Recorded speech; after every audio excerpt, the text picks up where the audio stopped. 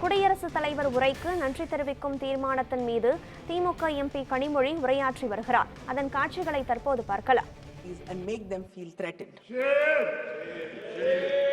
In August 2019, this government revoked the autonomy of Kashmir, the only Muslim majority state in India, and made it a union territory. Around the same time, you passed a new amendment to the anti-terror law. In this amendment ensured and gave you the right to classify individuals as terrorists and promoters of terrorism. And under this law, hundreds of Kashmiri politicians, activists were jailed, civil liberties were suspended, and protests banned. A few months later, the CAA. This provided a fast track to citizenship for many minority communities. The law specified that communities which could use this law were Buddhists, Christians, Hindus, Jains, Parsis, and Sikhs. These communities made it to the list, but the Muslims were omitted despite their presence in countries where they are minorities and have been persecuted and have even suffered violent attacks.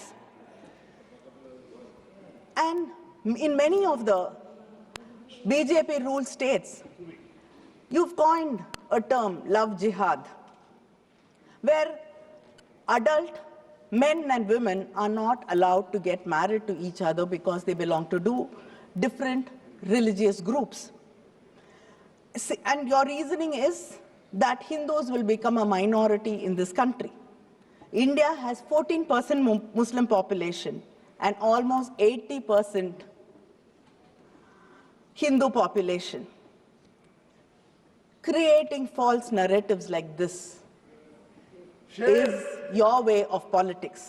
But at least let people, individuals who have a right to make a personal choice in their private lives, let them live a life. And we've seen in most of the BJP-ruled states, mobs assault minorities while the police stand idle. I can't even say mobs assault them because in some states, the authorities themselves bulldoze Muslim homes and businesses. And lynchings cannot become widespread without atmosphere of impunity which you are ready to give. Attack on civil society groups are surging. Any voice of dissent is called anti-national. In November 2021, the National Security Advisor, Ajit Doval, told the graduating class of the National Police Academy in Hyderabad, the new frontiers of war is the civil society. The National Security Advisor tells the National Police Academy in Hyderabad that the new frontiers of war is the civil society. Since 2015, close to 17,000 civil society organizations have been denied registration or renewal. Next, the Christian NGOs are disproportionately losing their FCRA licenses. Out of the 2,257 NGOs who've lost their FCRA licenses, 1,626 are affiliated with Christian social programs. This is a targeted financial stranglehold on organizations that serve India's most vulnerable population. The Christian community, which constitutes around 11.54% of the total religious population, operates 72% of all religious minority schools in India, and over 5,000 hospitals in rural places. But still, you do not want them to help the marginalized, the underprivileged. Attacks on Christian organizations and churches have escalated over the years, with Uttar Pradesh emerging as the hotspot. This government campaigns under the banner Sabka Saath, but seems to be unable or unwilling to safeguard its minorities and failing its marginalized Indians. The Honorable President, in her address, mentioned about the spirit of Sabka Saath, Sabka Vikas, Sabka Vishwas, Sabka Prayas. I got a copy of the English translation of the President's speech. And when I got the copy, I was very confident that I will be able to read through it without anybody's help or support. But I was mistaken. Even to get through one page, I needed help of translators, because this speech has been studded and sprayed liberally with Hindi and Sanskrit phrases, which happen to be the names of schemes or the policy of the ruling government, which is in slogans. So, how can you talk about we together if your own, even translations do not include us and they are excluding us? And the President, and I think Honorable Speaker from the BJP also spoke about the Kashi Tamil Sangamam and the Saurashtra Tamil Sangamam. You remember all these only during elections. Okay, but let us leave that alone. But for you, Tamil seems to start in Kasi and end in Gujarat. But it is a living language. I'd like to. Not like Sanskrit. I'd like to ask, if you really care about, you quote Tirukural also, and I think that only mention of Tamil Nadu or anything Tamil in the budget was Tirukural. Nothing apart from that. So, between 2014 and 2022, the union government has allocated 74 crores for the Central Institute of Tamil Nadu, in Tamil Nadu. Whereas it has allocated to the Central Sanskrit University 1,487.81 crores. We don't have staff in the Central University. We do not have epigraphists to decipher Tamil inscriptions. The President, in her speech, proudly proclaimed that manuscripts are being digitized.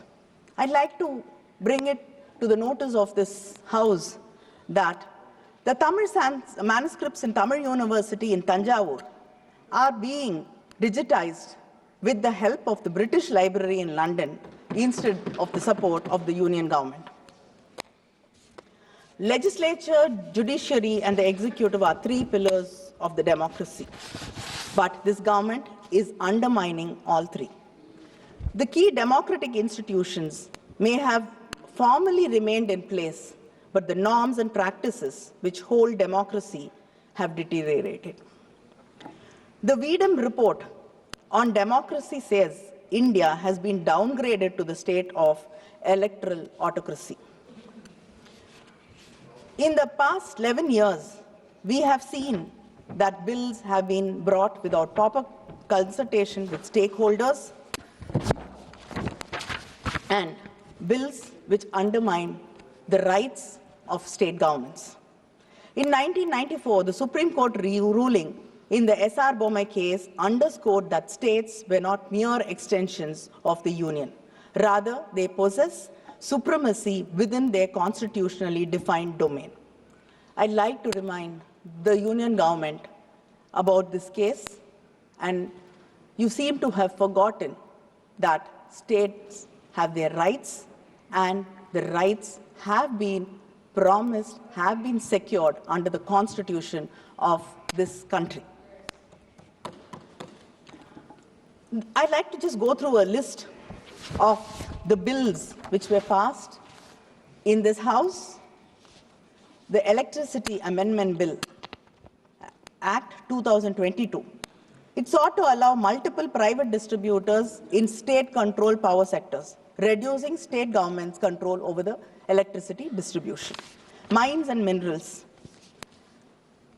This act, which enabled the union government to auction tungsten